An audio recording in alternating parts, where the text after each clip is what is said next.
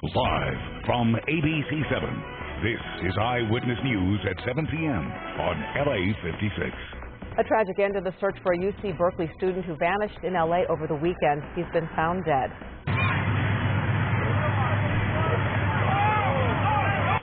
A horrific fall caught on video. Tonight we're learning more about the Fresno firefighter who was critically injured. And massive crowds are gathered in Hollywood for what should be a stunning rock and roll show from Van Halen. It's all courtesy of Jimmy Kimmel. Good evening, I'm Ellen Leyva in for Colleen Sullivan. And if you don't know, this is Eyewitness News on LA56, LA's only live local newscast at 7 p.m. And confirmation came late this afternoon. A UC Berkeley student missing since Saturday is dead. 19-year-old Eloy Vasquez was last seen leaving a frat party near USC early Saturday morning. And Eyewitness News reporter Carlos Granda tells us what happened next. This is where 19-year-old Eloy Vasquez was killed on the 10 freeway. CHP officials say at around 2:25 Saturday morning and was struck by a vehicle. We didn't have any way of identifying Mr. Vasquez at the time. He had no ID on him. His cell phone wasn't working, so there was no way of finding out exactly who he was. Vasquez was at a party earlier that evening at the Tau Kappa Epsilon fraternity at USC. The family says he was drinking and left around 1:30 a.m. Saturday. He told his friends he wanted to go for a walk. Sometime later, he called a friend in Berkeley saying he was at the beach and needed help. Eloy's mother spoke to us about that yesterday. He was telling her that he was in trouble and scared and lost and didn't know where he was. Vasquez was a standout soccer player at UC Berkeley. Just a short time ago, teammates remembered him as a great athlete and a great friend.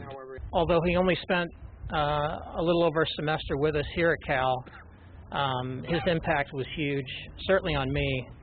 I really loved Eloy. Eloy always had a way. Excuse me. He always had a way of making you laugh.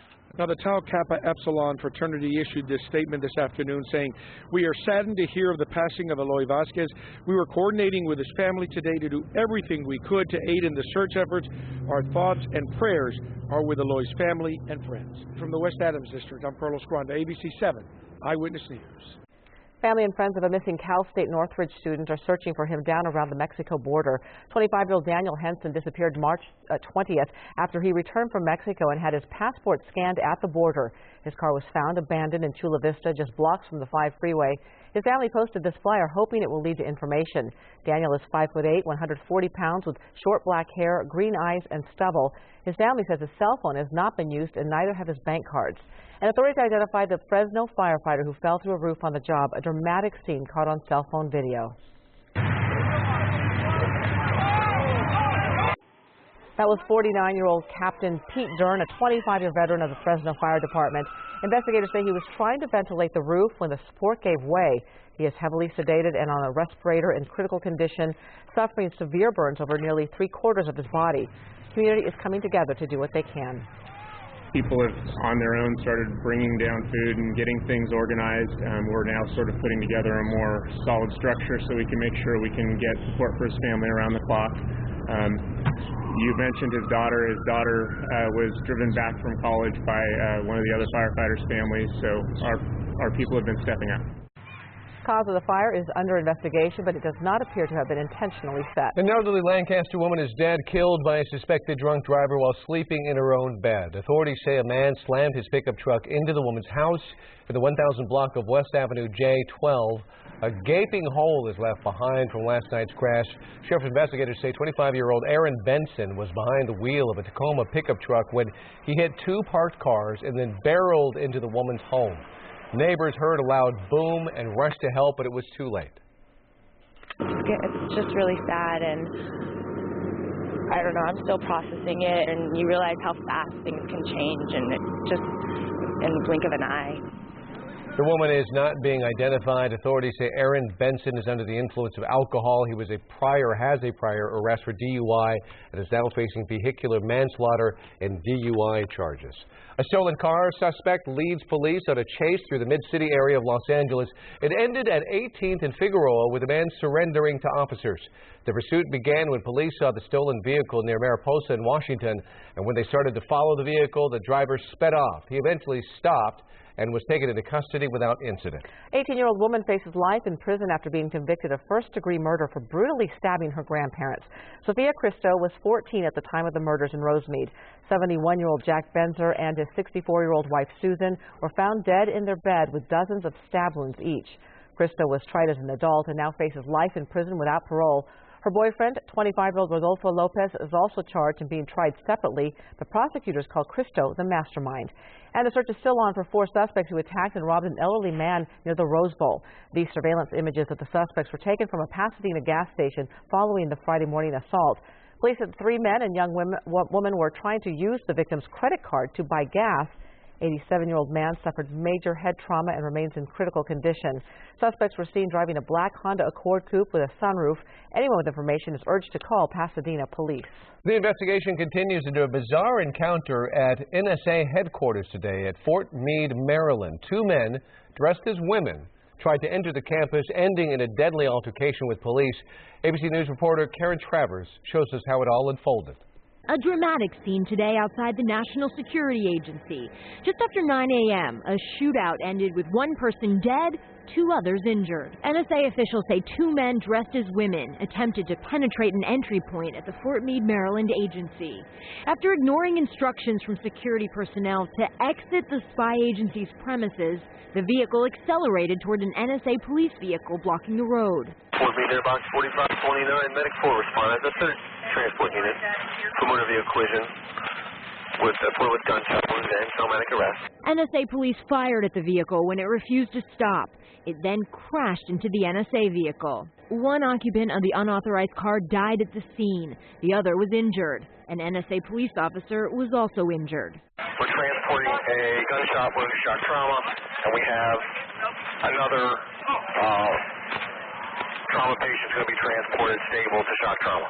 Sources tell ABC News there are indications that the 2 people in the car were partying at a nearby hotel.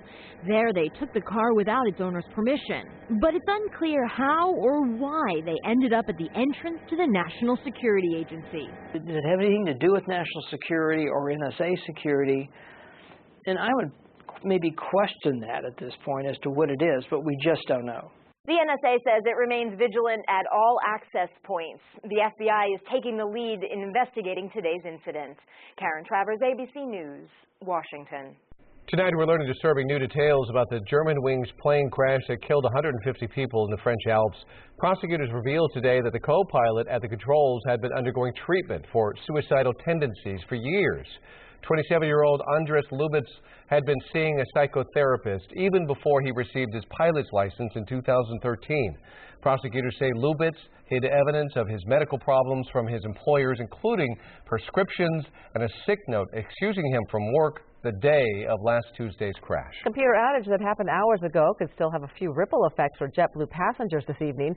System-wide computer problem prevented people from checking in this morning. That led to long lines and thousands of passengers being delayed. Some took to social media to express their frustration. One person tweeted, quote, "Most of us had been waiting to bag drop since 4 a.m. We just got to gate. Real ugly, screaming babies galore." It'd be nice if they had people instructing where to go. No idea. Nobody knows what line goes where. That was like standing outside for an hour. Airline had to check in passengers manually, writing out boarding passes by hand. Even though the problem has been fixed, if you're flying JetBlue, you're urged to call ahead. Just check on your flight. Hollywood Boulevard is ready to rock. This evening, Van Halen is performing on Jimmy Kimmel Live, the band's first TV appearance with original lead singer David Lee Roth. Eyewitness News reporter Amy Powell is live in Hollywood with more on that and the traffic tie-ups for drivers. Amy? Well, Ellen and David, there are people on the stage, but not the band we're waiting for just yet. The concert's going to start in a few minutes, but Van Halen is one of the most successful rock bands of all time. They've had a lot of big hits over a career that spanned at least 4 decades. So when they do come out here on Hollywood Boulevard, this street is going to be jumping.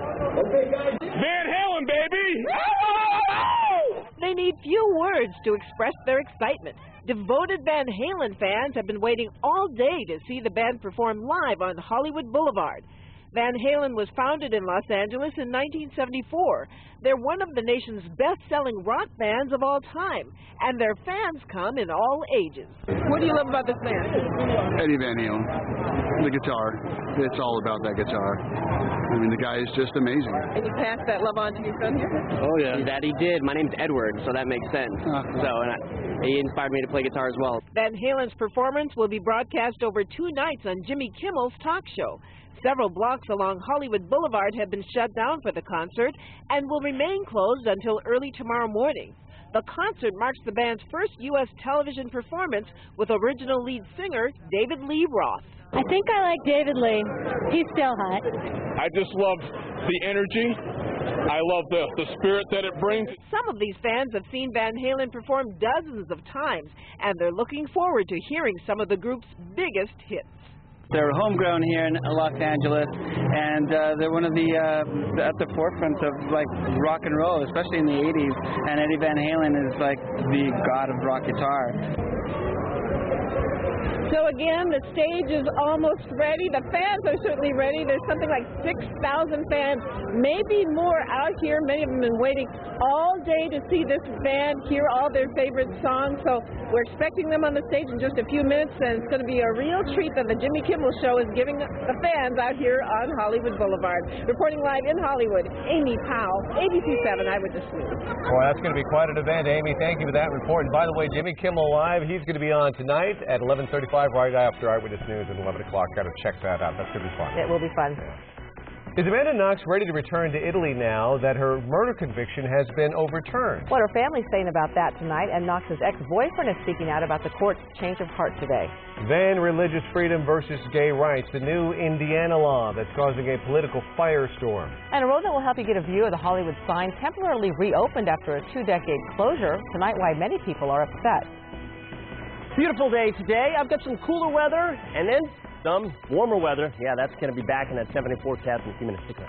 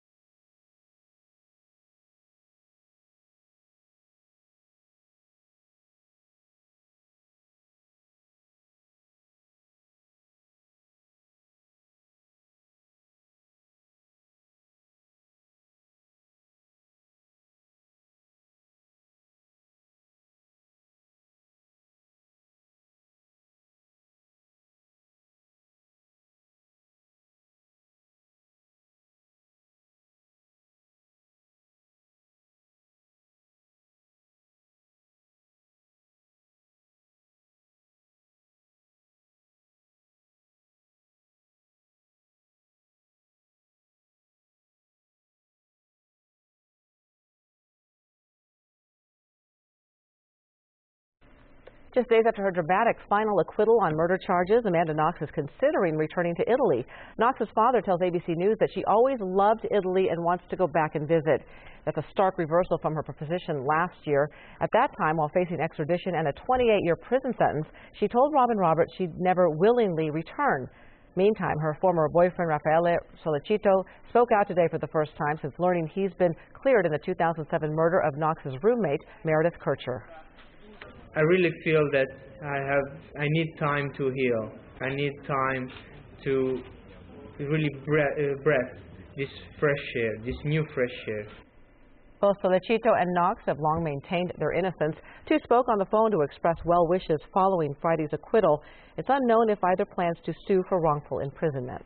In Indiana, a political firestorm brewing in the battle between gay rights and religious rights. The focus is a new religious freedom law. And Eyewitness News reporter Alex Michelson looks at both sides.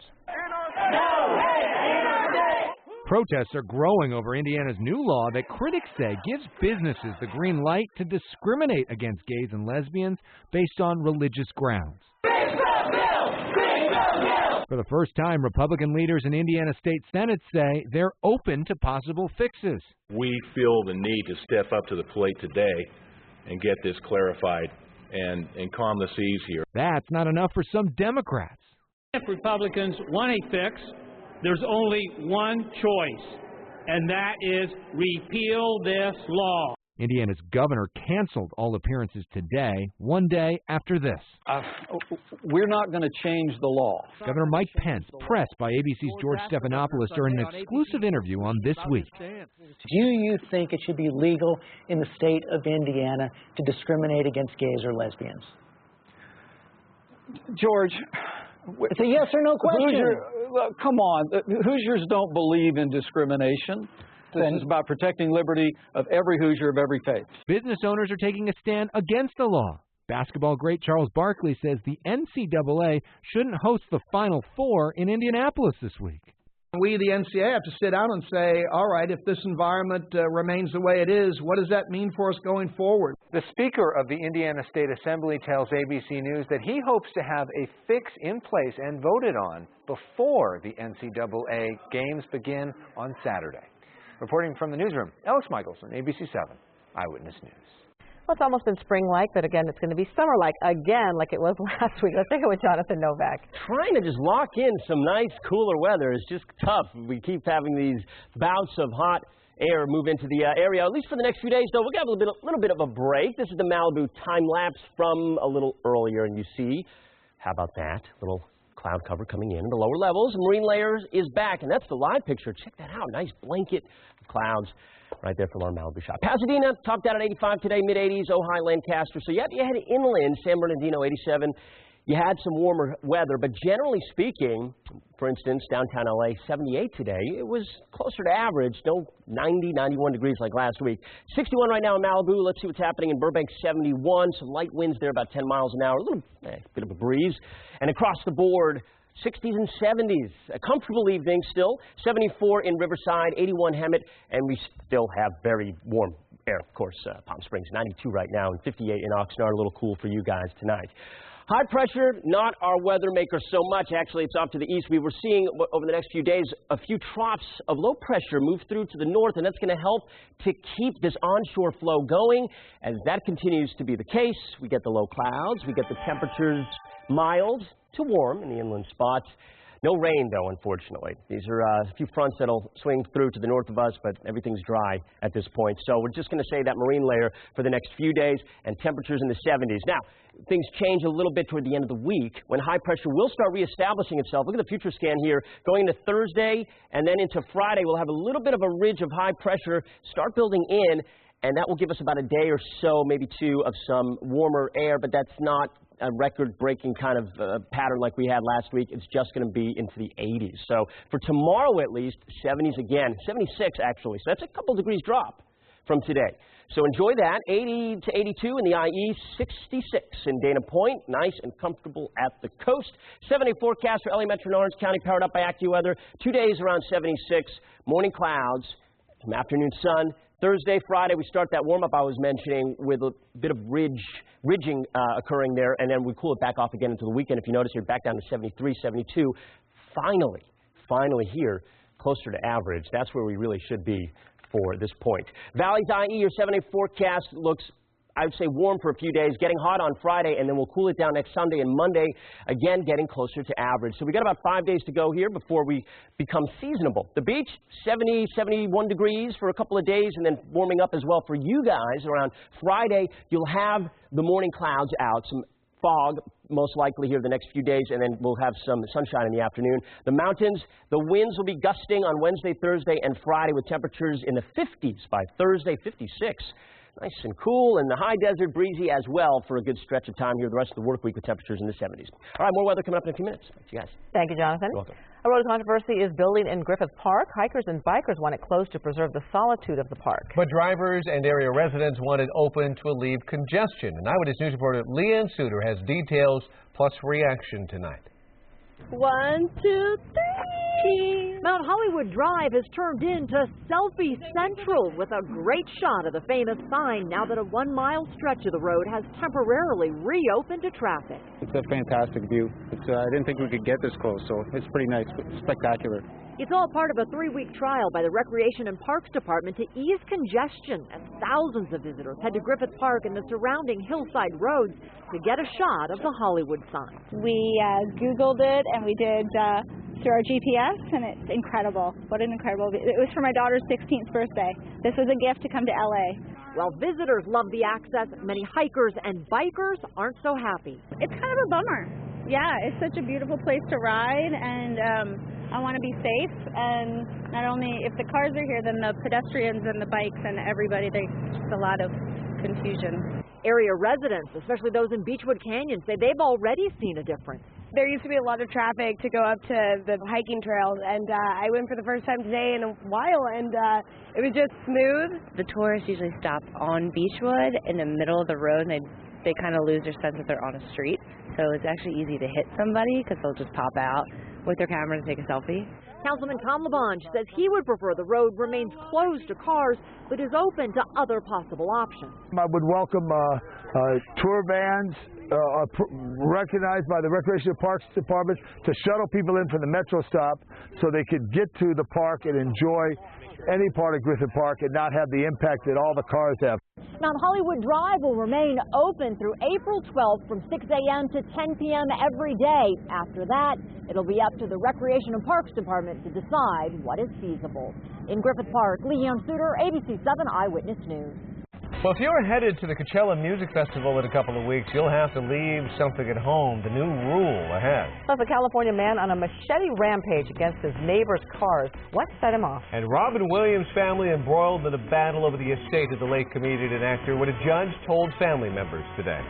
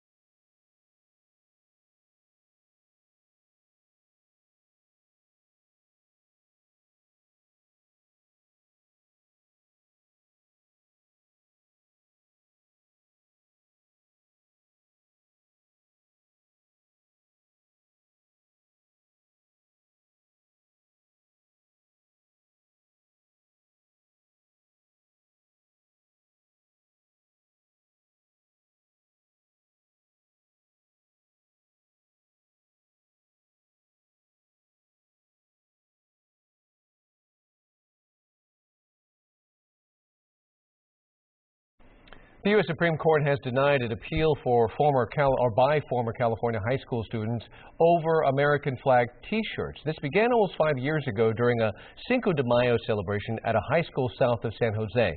School officials ordered students wearing those American flag shirts to turn them inside out, saying the shirts might inflame the passion of Latino students. 3 of the shirt-wearing students sued, claiming their right to free speech was violated.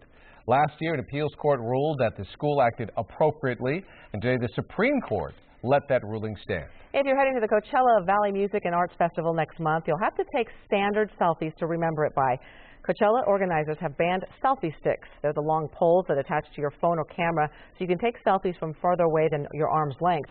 It joins Chicago's Lollapalooza and many U.S. museums banning the sticks. Coachella, which begins April 10th in Indio, also bans flags, hula hoops, laser pointers, drones, and Sharpies.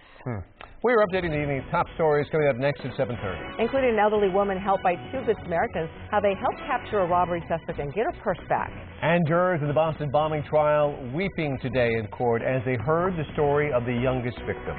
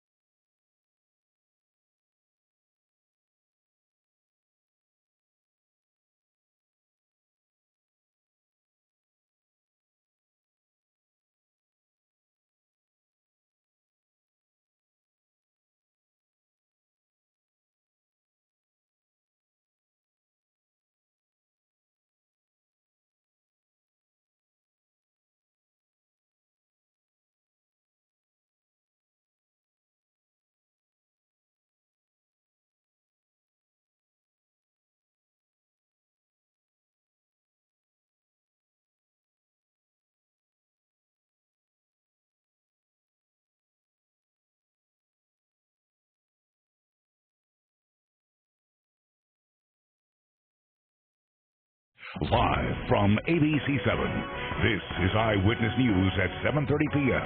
on LA56. Top story at 7:30, new details about the Fresno firefighter who fell through a roof in a dramatic scene caught on video. I'm David Ono. I'm Ellen Leva in for Colleen Sullivan. This is Eyewitness News on LA56, LA's only live local newscast at 7 p.m. 49-year-old Captain Pete Dern was trying to ventilate the roof when he dropped straight into the fire. 25-year veteran suffered severe burns over 65 to 75% of his body.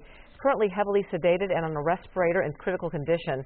Cause of the fire is still under investigation, but it does not appear to have been intentionally set. Sad end to the search for a missing UC Berkeley student. His family confirms to Eyewitness News that he is dead, apparently killed when he was hit by a car while running for an unknown reason on the 10 freeway near downtown Los Angeles early Saturday morning. 19-year-old Eloy Vasquez, a Cal soccer player, was here on a spring break trip.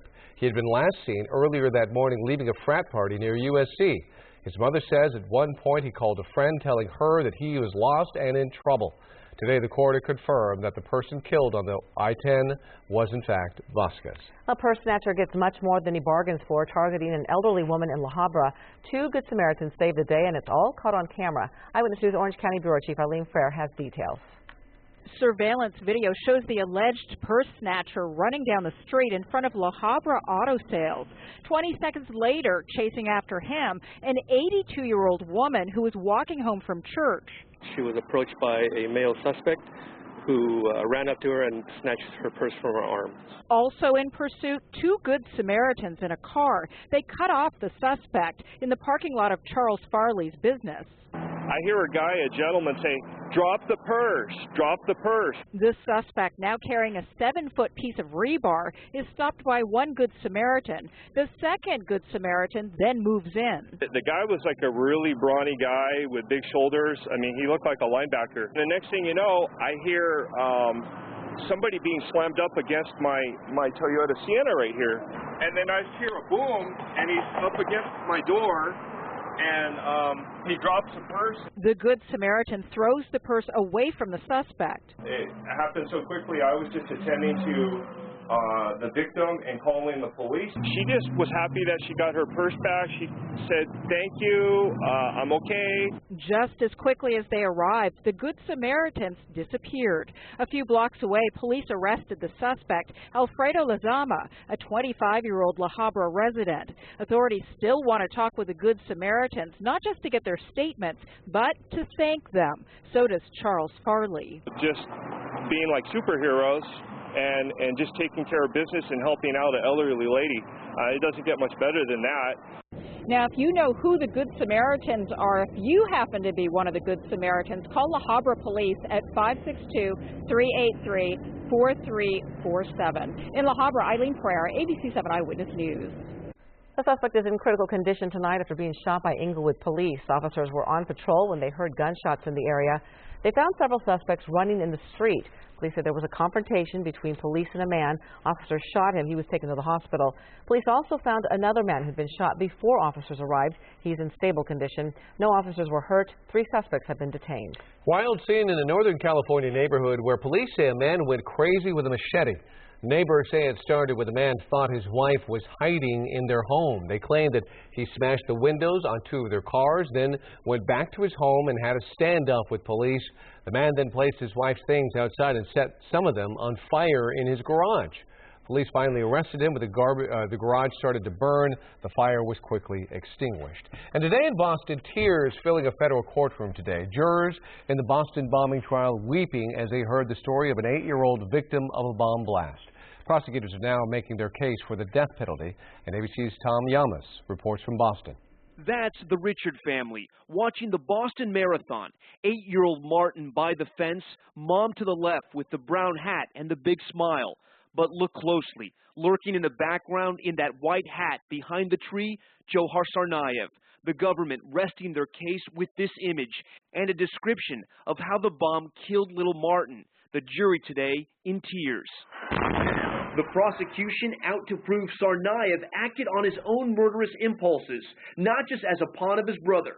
Their case built on several key images. The surveillance video of Tsarnaev planting the bomb and walking off.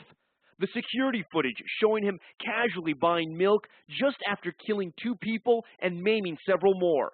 The terror in the face of this Chinese businessman who escaped after being carjacked by the brothers. And Tsarnaev's own words, written in the boat where he hid out while on the run. The U.S. government is killing our innocent civilians. He allegedly wrote, "We Muslims are one body. You hurt one, you hurt us all." Today, the defense began its case, trying to convince the jury to save their client's life.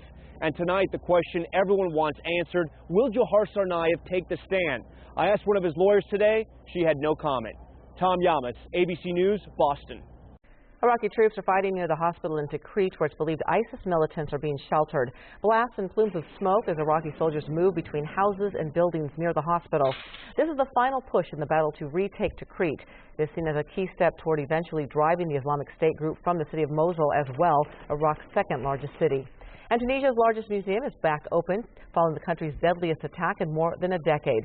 Gunmen opened fire on foreign tourists earlier this month, killing 22 people and damaging parts of the museum. A welcome to Bardo sign in Arabic, English, and French now hangs at the museum's entrance. Visitors walk past laying flowers in honor of the victims. Nuclear talks between Iran and the United States are going down to the wire. The critical deadline for a preliminary deal is now just hours away. ABC's Terry Moran reports from Switzerland on what's standing in the way. Just 24 hours now until that deadline to reach a deal, and after 18 months of negotiations, the mood here is downright gloomy.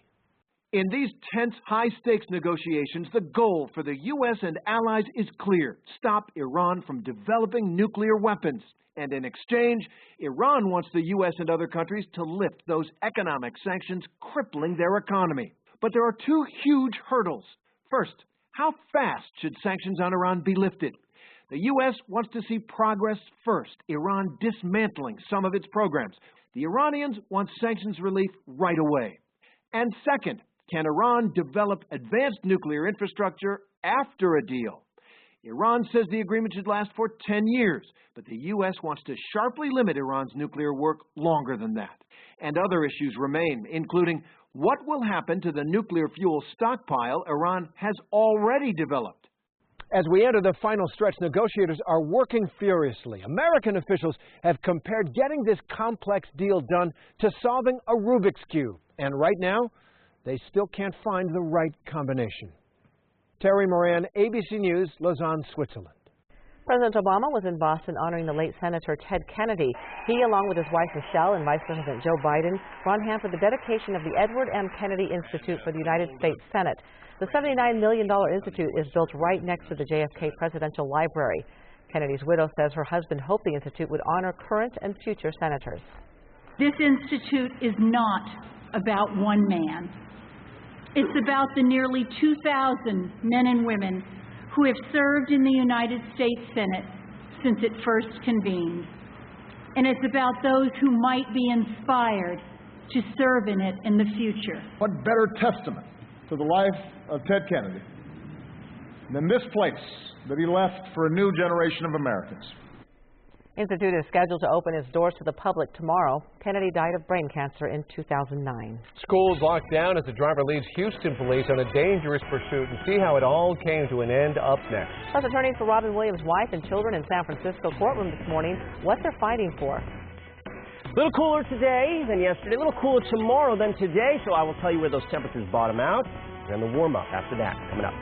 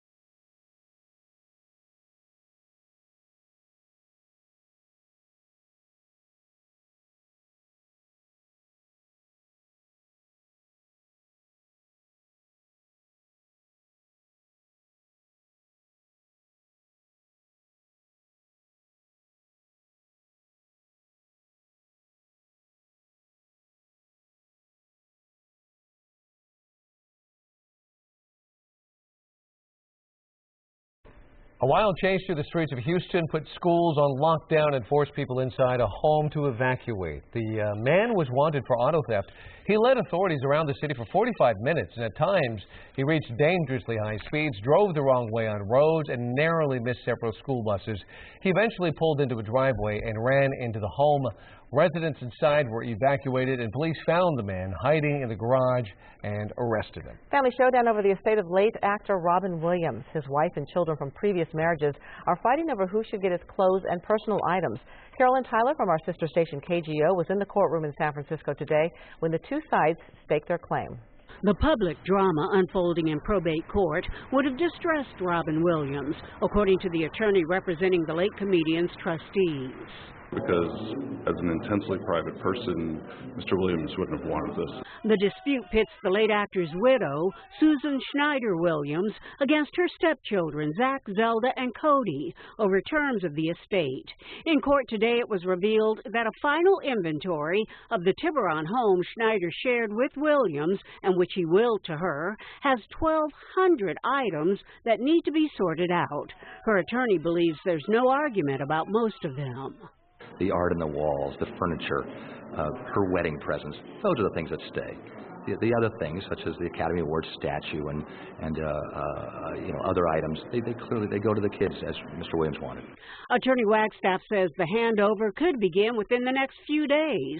The children have been arguing about mementos, jewelry, clothing, photos. Their lawyer says they want to put this legal process behind them. It's been almost 8 months since their father's death, and they still haven't received the items that he wanted them to have. A local estate expert says while this is not a typical case, family fights are. It's very important when you plan your estate that if you're going to give an item of personal property that you are very specific in identifying it. I understand in his case there was a question over the definition of memorabilia. In San Francisco, Carolyn Tyler, ABC7 Eyewitness News. Dance like no one's watching is a great motto to live by, but one daring dancer was certainly looking for attention as he strutted down sidewalks across L.A. And take a look at this video posted by the comedy group Night Pants. It shows half-naked ballet dancer Tim Lacutena prancing in public from the steps of churches to the Santa Monica Pier. And at one point, he even gets kicked out of the Apple Store on the 3rd Street Promenade. It's intended to spoof a similar video of famed Ukrainian ballet dancer Sergei Polunin, who he claims is his distant cousin. Oh, boy. I could watch that all night. Can we see some rare spring showers? You know, Jonathan Novak has his complete forecast up next. Plus, we'll show you why Clipper star Chris Paul made some youngsters happy today at the Willowbrook Boys and Girls Club in Watt. And she's conquered Everest and finished the Iditarod, all while battling a rare ailment. Her story when we come back.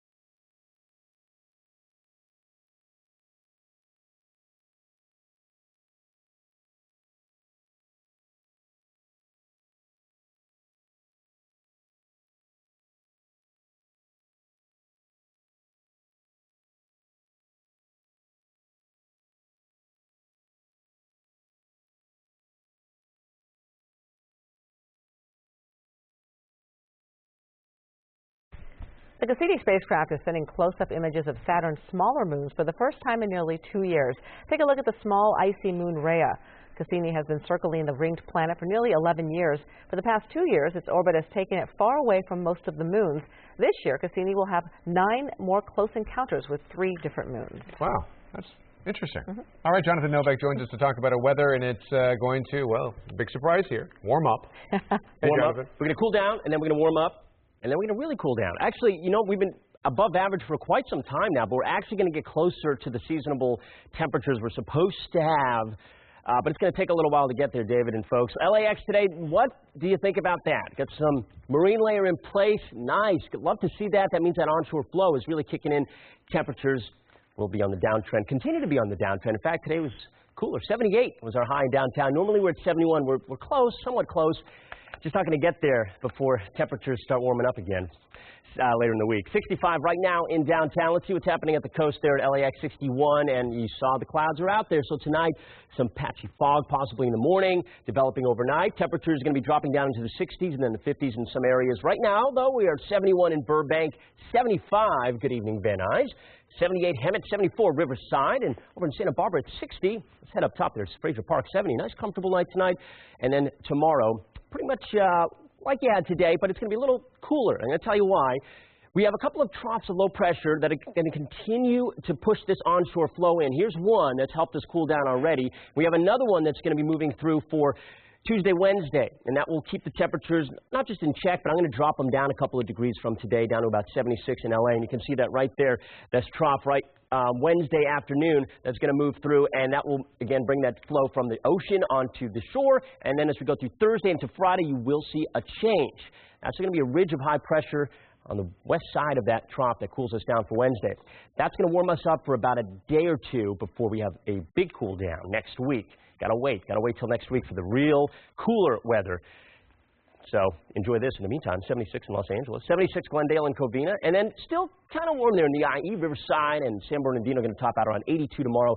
95 still in Palm Springs, but look at the coast. Dana Point, 66, nice warm day in Oceanside, 72, 74 in Anaheim. Here's that 74 forecast for LA Metro and Orange County, powered up by AccuWeather. You'll see a couple of days here, morning clouds, afternoon sun, 76 for a high, and then I mentioned that warm up. After that, there you go. It's 80 on Thursday, 87 on Friday, but then like that, we are back in the 70s, and then finally by Sunday into Monday, 73, 72, where we should be. Valley's IE, 3 days, really around 80, 81 degrees. The breezes will kick up a bit, and then some Santa Anas on Friday, 87, back into the 70s by Sunday and Monday. The weekend, though, overall looks good right now. I'm going to keep it dry everywhere. Going to keep it dry at the beach.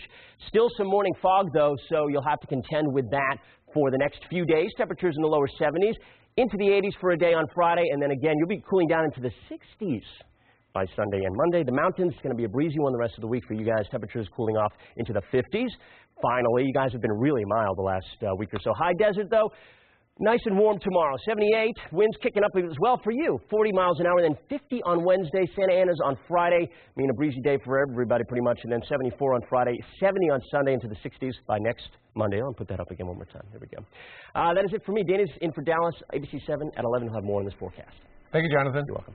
Clippers' Chris Paul shows he's a winner both on and off the court. Today, the all-star point guard and his foundation gave back to the community, helping to open a newly refurbished Boys and Girls Club in Watts. Kurt Sandoval has a story.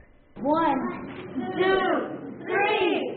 Chris Paul proves you're never too small to dream big. There's so many different things that we take for granted. Think about like computers and tablets and iPads and stuff like that. And, they didn't even have Wi-Fi in here. Thanks to the foundation he started in honor of his late grandfather, they now have Wi-Fi. Today, the newly named Chris Paul Family Foundation is investing in the future. This is by far bigger than any three-pointer he can hit, any last-second shot he can take. This is bigger because this helps a lot of children. Part of this multi-million-dollar refurbishment is 14 new computers in an education center. It's a lot of books up there. It's a lot of computers. it's a smart board and different things like that, so that, like I spoke about, you're just trying to make the playing field as level as possible. Well, upstairs is all about education. Downstairs is all about fun. But what you don't see here is the fact that this is a safe haven. You realize there's over 20 gang affiliations, all within a 2-mile radius. I don't know that I hit a shot. You smoked me. I heard about it, but I didn't know that many within a 2-mile radius. So it gives the kids the opportunity, and it shows them that somebody does care. With this assist, Chris Paul proves he can indeed win the big one. Kurt Sandoval, ABC7 Eyewitness News. And tomorrow night, Chris Paul will look to help the Clippers win their 8th straight game when they host the NBA league-leading Golden State Warriors. Get your bikes ready. Ciclavia is heading to Culver City and Venice on August 9th, and the next event will be in Pasadena. Happens on May 31st. It will be the first time Ciclavia will be held outside of the city of Los Angeles. Street Festival, which is open only to bikes and pedestrians, was held earlier this month in the San Fernando Valley. 3.5-mile route for Ciclavia Pasadena will shut down Colorado Boulevard from Pasadena Avenue to Bonnie Avenue beginning at 9 o'clock to 4 p.m. It will also take up parts of Raymond and Lake Avenues with a few crossings points for cars. Climbing the world's highest peak or competing in the Iditarod Trail Sled Dog Race are grueling enough for healthy athletes. An Irvine woman who battles a rare disease managed to do both. Orange County Bureau Chief Greg Lee talked to her about what drives her to these accomplishments. Cindy Abbott knows a thing or two about persevering and reaching goals. In 2010, the Irvine resident joined an elite club of climbers who reached Mount Everest summit. Her climb became the subject of a documentary. I took it 10 feet at a time, deal with this section. If everything's fine, go on to the next section, and that's ultimately how I got up Everest. What makes the feat more incredible? She's terminally ill and blind in her left eye. Abbott suffers from a rare disease called Wegener's granulomatosis. My immune system is just trying to destroy my blood vessels, which, as you can imagine, is not good. She takes dozens of pills a day and has suffered strokes in the past. But Abbott didn't want her diagnosis to stop her from reaching the world's highest peak or from completing her newest challenge, the grueling Iditarod. So you literally are out there by yourself in the Alaskan wilderness, in the storms. Last week, with the support of her husband, she crossed the finish line of the 1,000-mile dog sled race. Like she did when she summited Everest, she took a photo with her National Organization of Rare Disorders banner. She hopes it'll inspire others like her to focus on living life and nothing else. My disease did not write the life and times of Cindy Abbott. Cindy Abbott is writing the life and times of Cindy Abbott. Abbott's the first woman to summit Mount Everest and finish the Iditarod, but she's still not done reaching for the stars. So I'd like to take that NORD banner that I held on Everest, that I finished Iditarod with, and take it to the moon. Greg Lee, ABC7 Eyewitness News. More news straight ahead here at 7:30 and ahead tonight on Eyewitness News at 11 on ABC7. We're learning more about a young soccer player whose death has left 2 California college campuses reeling tonight. Plus, it's elimination night on Dancing with the Stars. Who will get the boot? We have your backstage pass and exclusive interviews. These stories and all the late-breaking news on Southern California's #1 late newscast, Eyewitness News at 11 on ABC7.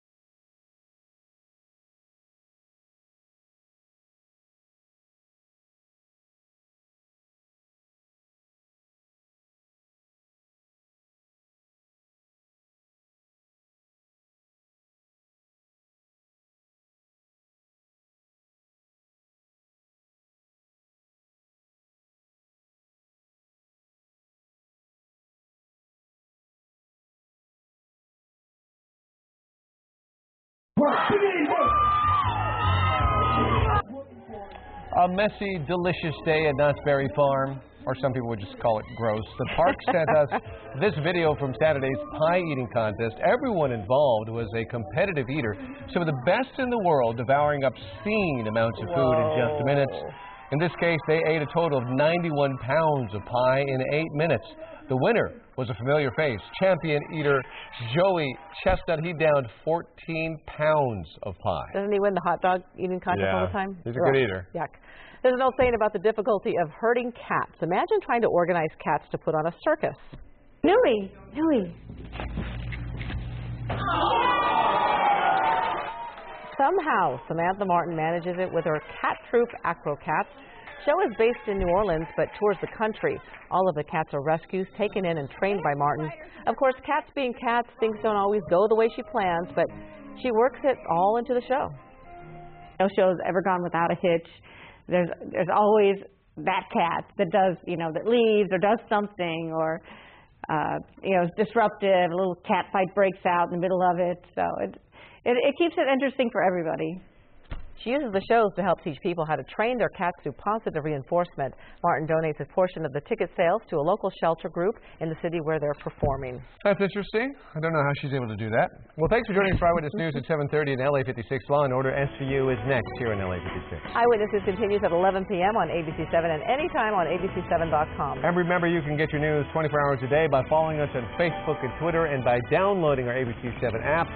And, of course, we'll be right back here at 7 o'clock tomorrow on LA56. And check out this live shot from Air 7 HD. This is Hollywood Boulevard closed down for Jimmy Kimmel's Van Halen concert. Yep, 6,000 people are there, and you could actually watch this concert on Jimmy Kimmel tonight after Eyewitness News at 11 o'clock. Jimmy Kimmel comes on at 11:35, but the whole town is there, and the whole boulevard is shut down, and that's a live picture of the concert from Air 7 HD. Folks are having a good time out David there. Lee Roth out there for the first time with them. Yeah. Pretty cool. Have a good night. Ellen said no.